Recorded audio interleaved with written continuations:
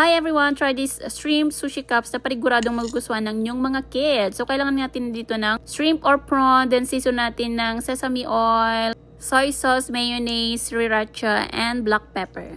Then, i-mix lang natin siyang ganito. Kailangan nga din natin dito ng nori sheet na pang-cover natin sa may muffin tray. Just cut into 4 kasi pwede naman na yan sa muffin tray. So, depende po kung malaki yung muffin tray nyo. Hindi mas malaki din pong nori sheets yung pag-cut nyo. And then, ganyan pong gawin natin. Ilagay na natin yung cooked rice and then topped it with the shrimp na ginawa natin kanina. And then, ilagay natin sa oven 10 to 15 minutes, something like that. And after that, you can garnish it with sesame seeds or yung crushed na nori sheets or pwede rin naman onion leaves. Pero ayaw kasi ng anak ko ng onion leaves. So, bihira ako naglalagay sa mga niluluto ko, diba? Kasi sayang din.